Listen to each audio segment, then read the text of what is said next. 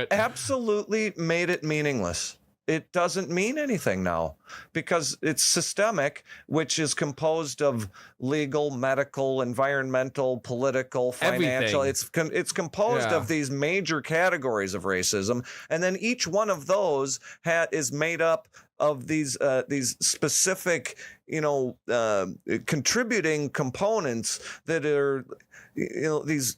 It's so confusing to try and keep track of where these people are. None of them even know where they're at. It's like they are just jamming words together. It's like it's fucking mix and match. It's a keyword salad. This is what it is. None of these people, they don't know what any of the words mean. All they know is that there are different races, and that if you you pursue those differences politically, you can make a lot of money. That's all any of this is. Well, and then you've also got, the overlords who are beyond caring about money, who are actually motivated by watching us kill each other.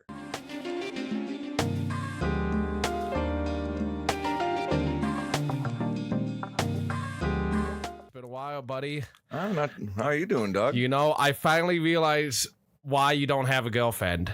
Why? Because the first thing you say to me when you came in is, I look like I gained 5 pounds. You can't do that. I find you can't. You can't do that to people. I don't know. I was like that. As soon as he said that, I was like, that's why Phil's been single for such a long time. I walked in and I just thought, man, he just got a little extra in the face. I got some muscle around my face, dude. I got muscle cheeks. That wouldn't be surprising to me. Like the way you go at it with the working out and everything. Yeah, we're gonna get you back in it here too. We gotta get you bulking up a little bit. I think getting you some muscle would actually make your brain even bigger. That would be something. Honestly, they do say like you want to have, like, you usually want to exercise or do some push-ups before a test or right before school. It's scientifically proven, right? Get that blood flowing up into your brain. I feel like I'm able to absorb knowledge better after I had a workout. After you've been active. Yes, after I've been active. I feel like, I don't know. I feel like my intake level is at max at all times. So I just don't, it's like all I want is a break. Right. Dude. Well, no, it's been a long time. We had just been so busy with school. And then I got the deadly COVID-19 virus, probably a little over a couple weeks ago now. But I'm a survivor. I'm going to get a shirt that says I survived COVID-19. And I'm going to get a shirt maybe 10 years from now that says I survived the response to COVID. Fucking dang, the response to They're COVID. All insane. Well, speaking of responses, though, we got a brand new segment today. Yeah, try something different. So anyone who's maybe seen Audit the Audit clips on YouTube, where it's kind of like a police officer maybe stops someone, and then someone who's actually like been like is either a lawyer or some shit will actually kind of audit what he's doing and point out what's wrong or right. So we're gonna do our own little revision of that with Young America's Foundation videos, where they have students, professors, I think pretty much anyone really, but they're always done at universities, and they go ask all these pretty far right-wing speakers, right? They're all right-wing. Yep. Well, they're labeled conservatives. Yeah. And the thing that you have to understand is that this clip making phenomenon is exclusively restricted to the subjects anyway, the people bringing the questions or statements to these conservatives who are at these events. They only make these clips with the intellectual children that show up and just spew nonsense. Yeah. It is remarkable. So it's actually, how much of this so what you're saying, there. It's not really fair. No, these guys, all of these guys, Shapiro, Knowles, the rest of the guys over there at Daily Wire. They're hitting home runs off fucking meatball pitches. Well, it's like it's like a bunch of freshman comp students going to compete with a rhetoric professor. These guys have studied their line of thinking about all of these topics They've spent more time on it than any of these people have spent doing anything. Well, and including this professor. Yeah. This professor is an idiot. If you're about to go give a speech at a university in front of hundreds of people, you better know your shit on it. Well, you at least better have the capacity to string together the steps in your reasoning and point out the flaws when people present them. I mean, that's the point. It isn't to make people look stupid or feel bad. The points of these things should be to convey where truths are being missed or where misunderstandings have been entrenched. But that's not what any of these guys do. But with titles like Knowles just hospitalized this professor, it sounds like they're just trying to make everyone feel bad and real stupid about themselves. Yeah. Not really try to actually educate someone. Well, they are, but they want to educate people on their point of view, in their line of thinking, or their line of describing things for their own benefit. It's not. I mean, on a lot of fronts, it's not even thinking, and that's the point of this: is to show all of the fanboys of these destroy clips that there's another step to the game, that if you're not taking it, all you're doing is stranding yourself on young America's island.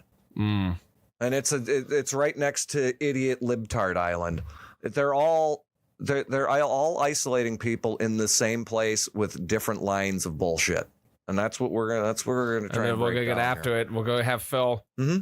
All right. So this first one, people are just going to be listening to this. This first clip is called "Hope She's Wrong. If words are violence, Knowles just hospitalized this professor." Michael Knowles is the speaker here, and it looks like we have a young lady, English professor. We'll find out. You cited a list of statistics in your talk which you claim support the idea that illegal immigrants are dangerous or criminals.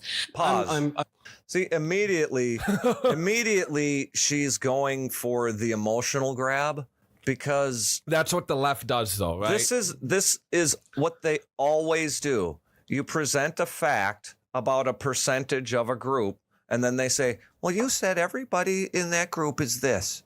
No, by definition, that's not what I said. So they misrepresent every statement they ever address. So that's point one with these.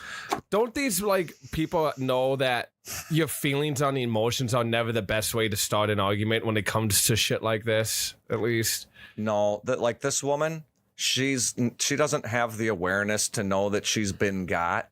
And so when it comes to getting results, she's just as likely to present the spastic emotional reaction as the best way to gain support as any other, because she doesn't know. She doesn't know anything.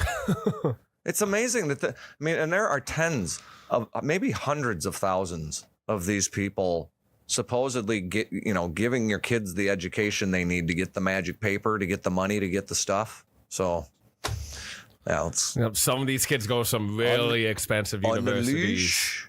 The moron. So I'm going to start that back a few seconds here. Here a question again. To the list of statistics in your talk which you claim support the idea that illegal immigrants are dangerous or criminals. I cited a number of statistics that show that they commit federal crimes at a significantly higher rate than native-born Americans. Yeah. Okay. So what role do you think that structural racism and inherent bias has to play in those statistics? I don't think that the people who enter this country illegally are forced to do so by some sort of systemic racism. There's no systemic American racist going down to El Salvador and saying, you better get up and sneak into the United States. And there's nobody in the United States who forces people who come here illegally to commit crimes. I think the premise of this question is actually quite offensive, though it's a popular assumption, which is that illegal aliens somehow don't have free will. It's the assumption that illegal aliens are somehow morally uneducated. They have no sense of right and wrong. They have no ability to control their emotions and their impulses. This is obviously profoundly racist and not true. We have free will. We have the ability to do what we want to do. This is why, by the way, the majority of Hispanic people in the United States and Hispanic voters oppose illegal immigration. The races are exactly the same. The ethnicity is exactly the same. The question of crime is different because race does not determine your criminality. Race does not determine your criminality. No, It's a good one. I like that. Obviously. Yeah. Now, did see what types of things he has himself actively engaged with Yep. to respond to her? Well, he separated people into groups based on which side of the border they're on. So there's group making. Then he identifies Hispanics. That's another, it's more group making. He's doing the exact same thing that she's doing.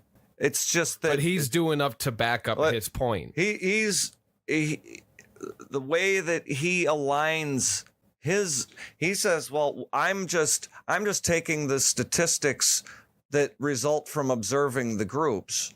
And what you're doing is you're calling me a racist for making the observation. And what I'm saying is that neither of these sides is addressing anything. Right. And we'll let Michael continue. I mean, I agree within the framework that these two pinheads are pretending to accomplish anything. He's doing the much better job, and most of what he's saying makes sense. Mm-hmm. But you can get behind with what he's saying. Well, he's ignoring the actuality, the fundamental reality underpinning all of this, and he will continue to do so as long as he keeps getting a paycheck. That's not what I'm saying. I'm saying that people of color are more likely to be convicted of crimes unfairly than white people. They're more likely to commit certain crimes. That's true. I don't think that's because of their race. I think it's because of aspects of their free will and perhaps of culture. That's not true. I'm talking about... That is true. What I just said is true. I'm not quite sure where you're getting your statistics from, and you choose from the federal government. You choose to interpret them in your... Bureau of Justice Statistics and Department of Homeland Security. Can I talk? Well, you said you didn't know where I got my statistics from, and I'm telling you where I get them from. Well, it would have been nice if you could have let me finish my sentence. Anyway. Yeah, well, I was answering your question. You are using your statistics for your own political agenda, and that's your prerogative. I'm citing statistics because they're true. I'm talking about the fact that I'm faculty here. I also support our protester in the back. What do you support specifically? Do you think that anti-immigrant rhetoric is violent free speech? Violent? Yes, because of the you think that speech is violence? No, I think that that's what that sign says. The conversation that you're having is oppressive. So I am oppressing people by what I'm doing. So I am exerting violence on people by my speech. That's what the sign says, and that's what you just said. It contributes to... And the protester is saying that's exactly what I'm doing, and she's saying that's exactly what her sign means. So that means that you, a faculty member at an American public university, paid for by taxpayer dollars, are conflating speech with violence. Yes. Speech can be violent. What you are... See, what you have to understand is that there are no definitions, and so speaking to each other really doesn't mean anything. And so when we get irritated and we look at the words that are floating around everywhere and we arrange them randomly, we can say that your speech is violence to rouse the nonsensical emotional reactions that people who don't think like this, because it's not thinking, that's the way their minds are. What do you think she's coming from an empathetic standpoint? No, she's got the good. No, she's a professor. She's a professor at a taxpayer-funded establishment. There's no way this woman works at a private university. They wouldn't take her. There's nothing that she could do at a private university. She's an idiot.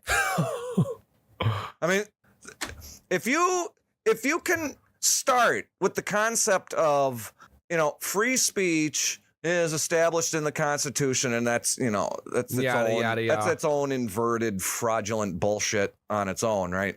But if you're going to start with, well, we live in America and we follow the Constitution, and this is free speech in there.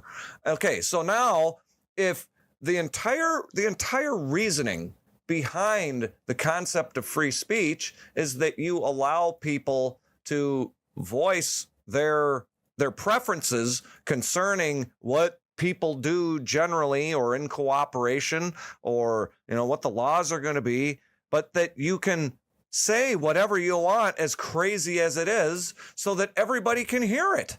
That's the whole point of free speech, is to let everybody say what they want, so people with brains can identify the crazies and know whether or not they're people that you want to interact with or not. Now we're in this world where if you say the craziest, most backward thing, everybody has to bow down and cower in fear of having their frickin' business burnt down, or getting snatched out of your car, or maybe just shot in the face. Yeah. No, how they respond to hate speech is with physical violence nowadays. yeah. Oh, their reactions to everything are completely But how do you react? How should you react to hate speech then? Like, obviously there is a better way to do it, than just burning the guy. The business owner comes out and says, I hate all Asian people, and just hates Asians, especially with all this COVID-19 shit going on right now. And he's spewing out all this hate speech. What is a better way to confront that person, help him realize that he's wrong, other than just throwing a fucking brick through his window? Well, first, if you're not you have to be cognizant. You have to be conscious enough to understand that hate speech is not a concept. Hate, an emotion that one feels towards another, everybody knows what love and hate, right? Speech, we know what speech is. That's the spoken word, and then particular extensions, the written word. Other lame brains have, expanded it to crucifixes and jars of urine and statues of Mary with shit, smeared all over them. Why in the world that's speech and not just disgusting is beyond me, but, matter of taste, I guess. Yeah, if you're dealing with a person who grants credence to the existence of a concept like hate speech, you've got way more work to do than addressing whatever their concerns about hate speech are. That's a broken-minded person. I mean, look at this systemic racism thing. So now, in the past couple of weeks, I have seen so many different words attached to racism. They've made it meaningless. Magic the Gathering's even attached to it. Absolutely made it meaningless. It doesn't mean anything now because it's systemic, which is composed of legal, medical, environmental, political, financial. Everything. It's composed of these major categories of racism, and then each one of those is made up of these specific, contributing components that are, these. It's so confusing to try and keep track of where these people are. None of them even know where they're at.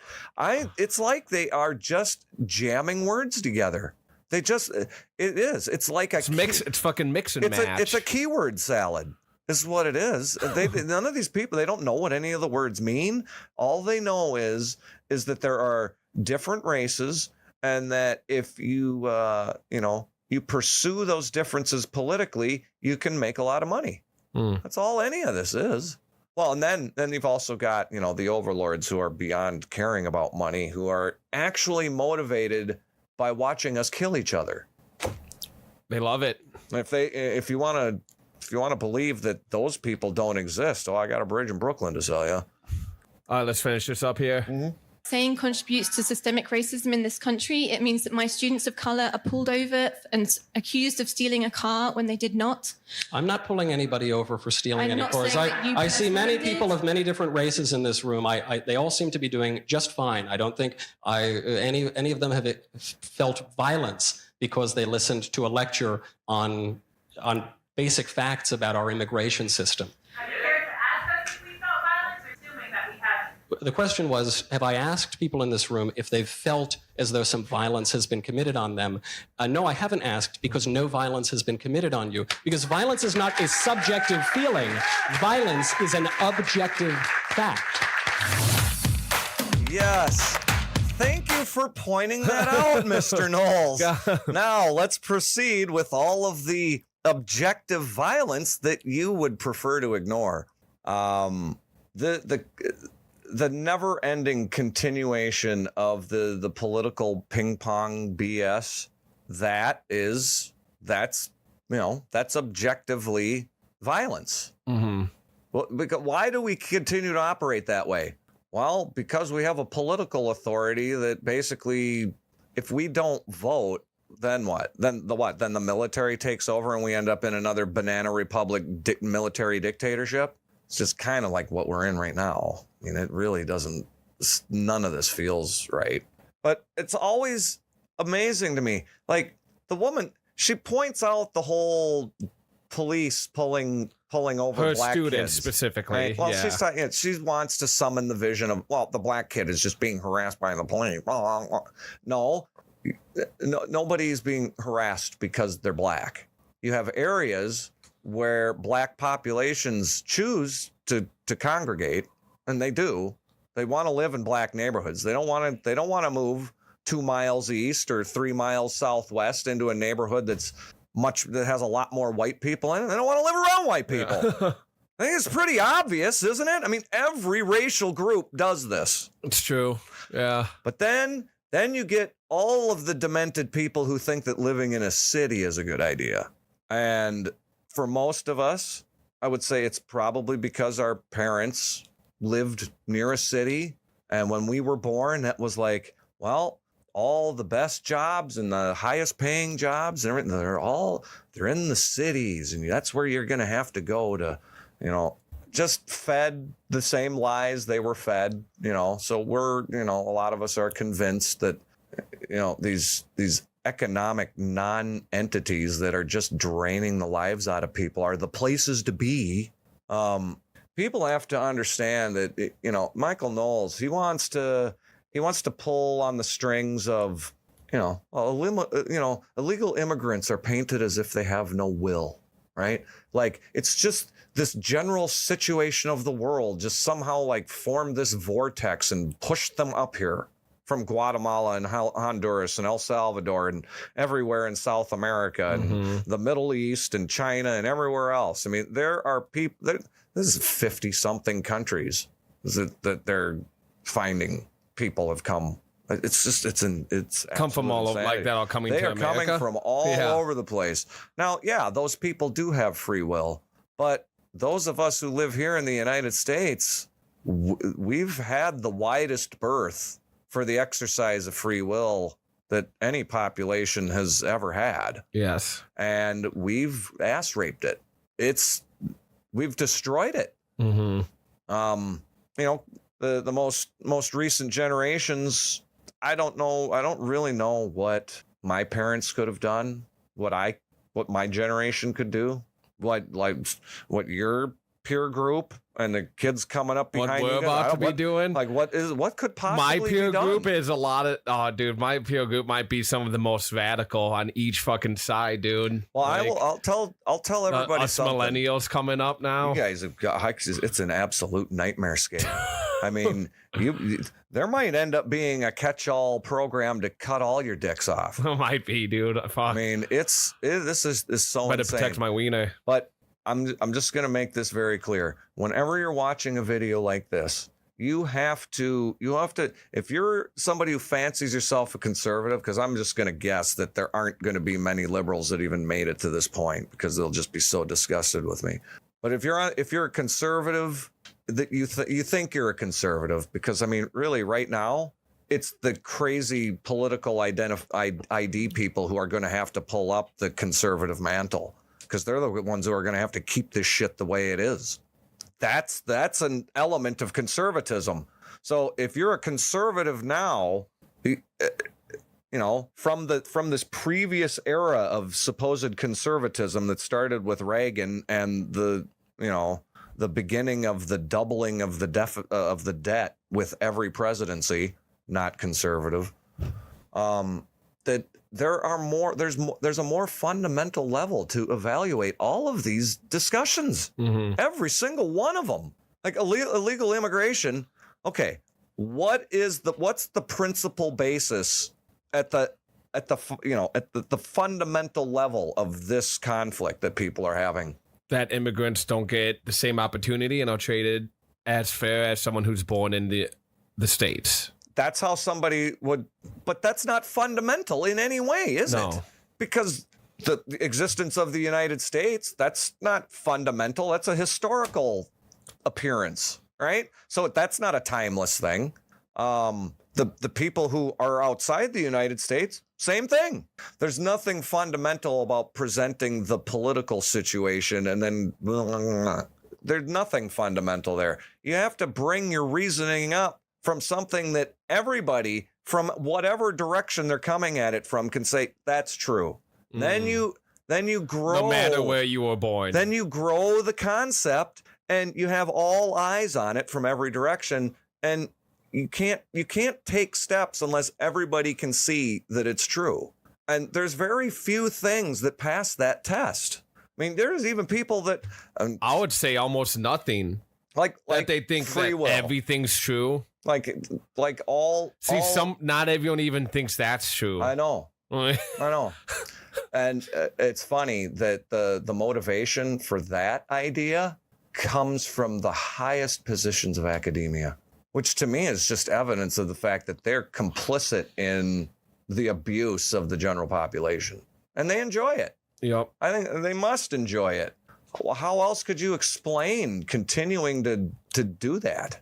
They must enjoy it. So, you get up to the level of blue versus red and elephants versus donkeys and all this nonsense, and you are never going to get the clear picture. And Michael Knowles proved it very well right there. He ignores every fundamental of economy. That she tried to present, yeah. Every concept of economy, which is really just people judging whether or not they want to interact with each other, has nothing to do with money or any of that other bullshit. It's a very narrow band of that concept. So when people tell you that they're talking about economics when they're, blithering about stock prices or Bitcoin or any of that shit, no. What they are doing, Dogecoin, they're trafficking. They're trafficking in the pop culture narratives that are being pushed in the media. That's all they're doing. They are not giving you anything to really think about. I mean, you can find 1,000 videos going either way on Bitcoin, either to on any day. None of these people have any idea what any of this shit is going to do. And Phil will be making an appearance on the blockchain boats here soon. Everyone stay in touch. I have the ultimate Bitcoin question. Okay. And don't spoil it right now. I'm not. That's a secret weapon I got there. All right, next video we got here for people that are just listening. Oh, this one might be hard to pick apart because you agree with it, or Genesis versus Darwin. Shapiro sets the record straight about the creation of man. The logical implications of our existence reconcile with each other when looked at one way. All other ways, they fold back on each other and fall apart. How about this one? Big government can't be daddy. White people aren't to blame for your problems. Government is. Okay. Well, you like that one? All right. This one will be easy to dismantle because it's basically a repeat of the same. It's the same thing. Well, should we do a different one? This is something you see all the time, I feel like. It's only 4 minutes. All right. Give her a run. When you were speaking about that, you listed off a number of statistics showing that black people are more likely to get stopped by police because they have more guns. My question is, why do you think they have more guns? So the question was, why does Ben Shapiro think black people have more guns? Is what this guy asked. I'm guessing. This is an old video. This is like recorded off someone's fucking phone. I'm just going to guess that the question is based on the misconstruing of something that Shapiro said or wrote. Yeah. It always is, because these people don't. Is that they have more guns because black people are poorer in general because there's a deep racial history in this country, a racial divide. That's my view. Okay. If you don't agree with that, why do you think it is that black people are, on average, poorer than white people, on average, more likely to get arrested, and et cetera? Okay, so the truth is, and this is sad to say, but the black crime rate has been significantly higher than the white crime rate for literally 150 years. It's been very high for a very long time. The black murder rate was 10 times the white murder rate in 1900. So this has been true for a very, very long time. And the real question is, why didn't that ratio narrow right after the civil rights movement? Right? Because presumably things changed after the civil rights movement. So, and why exactly is it effect of white privilege when black people kill black people, which is the majority of people who are killing each other, right? The vast majority of black on black, the vast majority of black crime is black on black crime, right? It's not black on white crime. The reason that I would suggest that there is such high violence rate in the black community is specifically now because you have a culture where there are young black men growing up with no fathers in the home.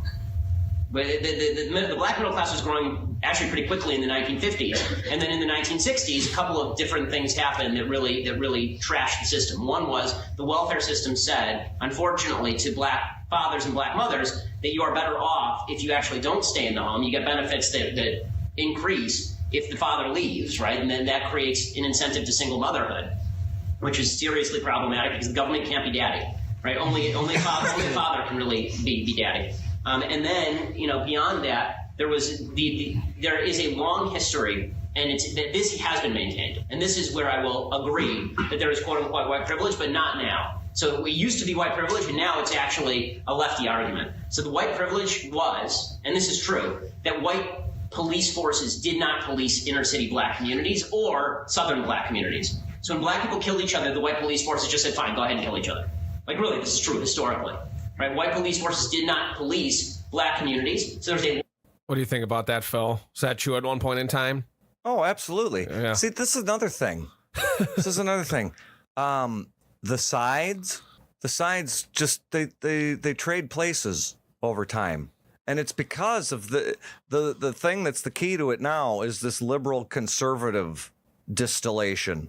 Because all liberal and conservative means is conservative is just traditionalist, don't change it because if it's working, keep it.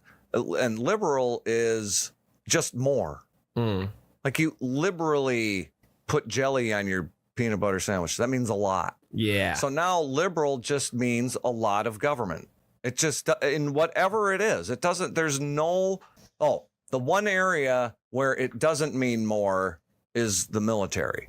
More counterfeiting, more welfare, more promises that nobody can keep, more ridiculous regulations, increasing the cost of everything, higher minimum wages, even though that's just an absolute freaking canard in an inflationary environment where you've got a Federal Reserve that could just summon money out of nowhere. Why in the world anybody promotes that? Oh my God. I'm so tired of these particular little freaking detail discussions of the spokes of these giant freaking wheels.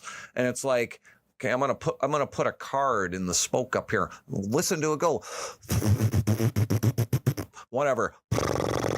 Okay, now that was a great card. Now you've Sound masturbated effect. for 10 minutes and listened to the card. Now what? Oh, well, it's right. You weren't actually talking about anything. You just made a noisemaker out of a wheel and a card.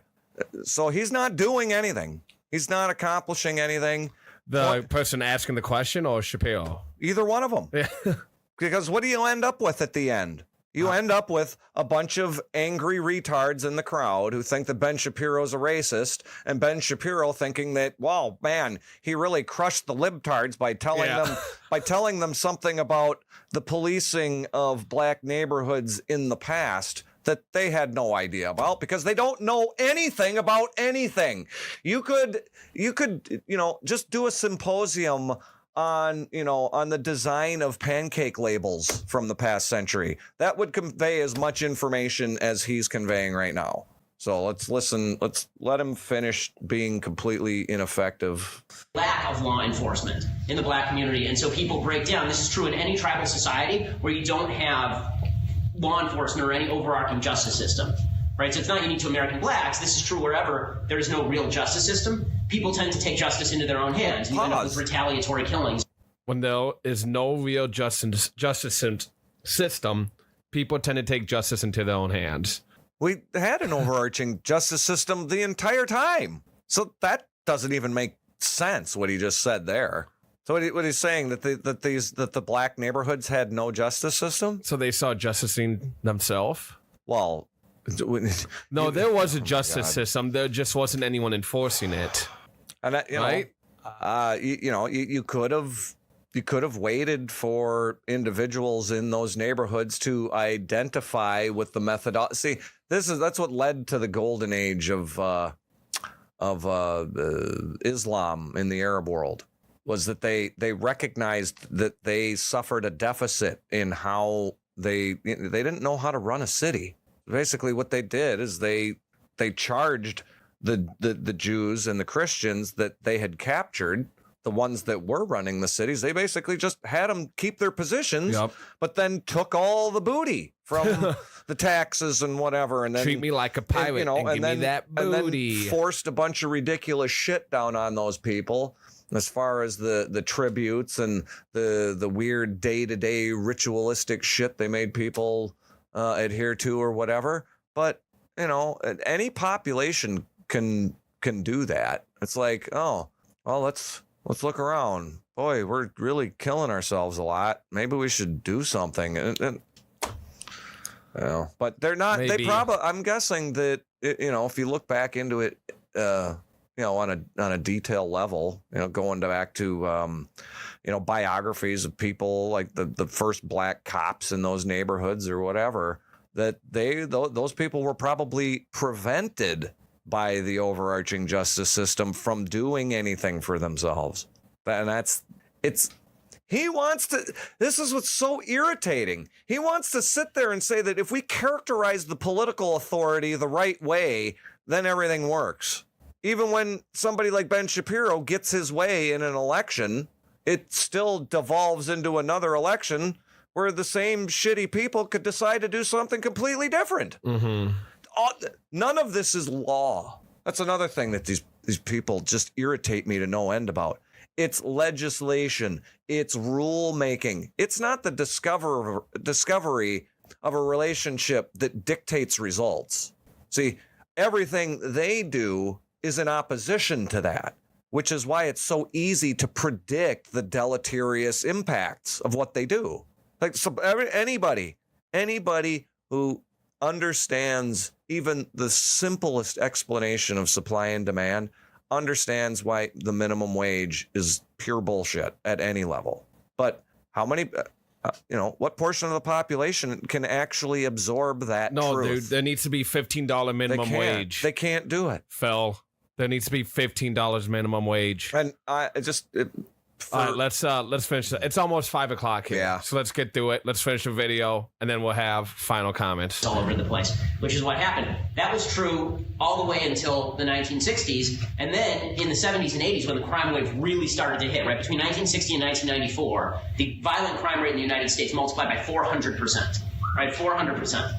And when that happened, there was a real crackdown. I would say that what's happening now is not white privilege. What I would say is that, Jim Crow created terrible systems of law, and those systems of law allowed cultures to flourish that were violent and problematic. And then that was exacerbated by the federal government getting involved and under-policing. And now, when we actually have a situation where the police want to go in and clean things up, now the left has insisted that not happen. So that's not. I don't count that as white privilege. I call it my problem with the term white privilege as a general rule is that it's too vague. What I just laid out for you is a relatively specific narrative with actual cures. And that's right. White privilege does suggest that there's some cabal of white people out there saying, I want black people to die. I don't think that's true. Right? I think that there are laws that were on the books that are racist. I think there were racists who promoted those laws. I think those laws were basically wiped out in the 60s. I think those racists were basically voted out of office in the 60s. And now what you've seen is the impact of other unintended policies that have created tremendous problems in the black community, but all of which can be solved. All of it. All of which can be solved by individual responsibility. Individual responsibility, right? Don't tolerate crime in your own community. Work with the cops. Ensure that your kids have fathers in the home so they're not gangbanging and walking around on the streets with guns. Individual responsibility. Yeah, it would be nice. Sounds like something you would say, Phil, actually. If that were actually the situation that we are faced with. There is no working with the cops. How are you gonna? What are you talking about? What are you gonna do? You're gonna go to the. You're gonna be a snitch. You're gonna go to the police. That's what it sounds like. You're gonna go to the police chief and say, "I would like you to completely dissolve your pension fund and redistribute it to the people who live in this city." Well, see, the secret is there is no pension fund. It's just a piece of legislation saying they're gonna steal more of your shit to pay these guys when they're not working. Right? So. how about we get rid of that? Then at least we're closer to a starting point of, negotiating from equal footing.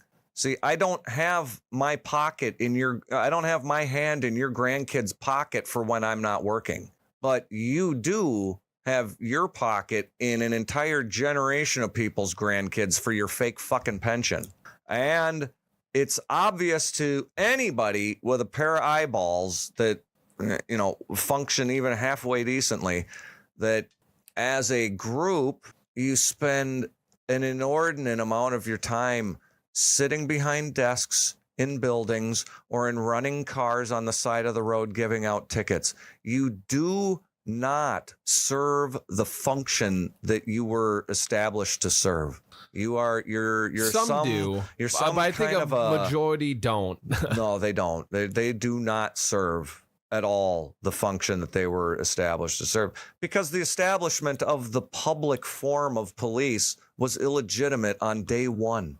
Because police, it was started by mobs, right? Like the Italian mob was the one who essentially started the police with the government. Italians and Irish were the ethnic groups that glommed on to the newly opened positions of city police, because you had, because then they can get their own people in there and pretty much get away with whatever the fuck they want. You had interests operating that were trying to keep order and keep the peace. They all spawned out of political relationships. So once the politics got involved, formed its own answer, it just became part of the problem. And you see it everywhere. Now what do we have? We've got public forfeiture laws. What if there was a third-party business that created a police system? You know what I mean? That's what we should have. That's what we should have. I mean, go out to a town with 300 people in it. How many police do they need? They don't need any. If you have a group of people that small, all you have to do is make sure that most of them are armed. And that entire community is fine. Unless you actually have a military force roll over their town. Any group of bandits that come to steal a tractor or, carjack somebody, they're probably not going to make it out of town. So people who are willing to do that kind of shit won't even go there. Where do they go? To the city. Where do they go? They go to the big cities where all the fucking corrupt cops and lawyers and bullshit artists create carve-outs for them and then give them kickbacks. So you basically have a bounty system from the politicians and the police to agitate and hurt the general population enough that they feel like they still want you there, but not enough to actually stop anything. Right. So what do you end up with? You end up with George Floyd riots, 400 businesses burned down, tens of thousands, if not hundreds of thousands of people losing wages, work hours, owners just losing their businesses, insurance companies, the smaller insurance managers probably just going completely defunct after what happened. Because there's no way that you can insure for politically motivated riot insanity. Well, there's a whole mass of people in this city who just decided to burn everything down at once. Dude, I think you're onto something. Insurable. We should start riot insurance. Holy shit. Yeah. I think you just thought of your fucking $1 million idea right there. Riot insurance, where the premium only costs as much as your annual profits. Right. Fucking hey. So just do twice as much to keep half of what you make. Yay. For the next time a cop kills a black guy, you get all your money back for when they burn your business down. Oh, it's so gross. That's just, and then doing it in combination with all the lockdowns and shit. This past year, it's been fucking nuts here in Minnesota. The best single demonstration of the fact that you have no ability to control anything. These people, they will unleash the mob on your business. They'll let crazy people break into your house. They'll steal from you in higher taxes. And you can't shoot them or defend yourself really with them, because otherwise you'll go to jail. They'll regulate your rights away. Yeah, they'll prevent you from carrying a gun or buying a gun or whatever. It's just it. Meanwhile, none of the people who are actually going to commit any crimes, they don't pay attention to any of that. They go to the dirty fucker down the street who's got a bunch of illegal guns in a box. You don't know those guns are there. They're not registered. So how the hell are you going to prevent anything? You're full of shit. You really are. You just steal from people, pretending like you solve problems. Just a bunch of thieves. That's all they are. Well, hopefully things about to get opened back up here soon, man. Concerts are getting announced here in Minnesota. It would be nice. We're coming off our strict ass lockdown. It's been okay, what's the date? So it's almost May. It's So it's been a good 14 14 months for us, dude. It's been an intense quarantine session up here in the north for all of us. Yeah, day 400 of It's been normal for a while. 2 weeks. To More and flatten more the states curve. keep opening up, but not us. No. We are non-ban locked. Canada. Actually, Canada's more berserk than we are, but North Dakota, South Dakota, Nebraska, Iowa, Wisconsin, none of the states that we are even close to bordering Have the same amount of none of them have any of regulations this as shit. we do. South Dakota never did. I I wonder mean, how no, many. they don't really got that many people living over there in the No, first it's place. just a little over 1 million, I think. But Yeah. I'll bet you they absorbed several tens of thousands from Southwest Minnesota over this. I don't know how people are continuing to tolerate it, but Well, that's it. Well, it's 5:10, buddy. You got to Yep. get out of here. You got Better league go. tonight. Thanks for everyone tuning in and you on YouTube, Twitch. We'll be back. I'll be back possibly Friday night doing another podcast. If not, we'll be live Saturday night. We got a thick lineup of music coming up for you. hey, start putting pressure on Doug to play golf.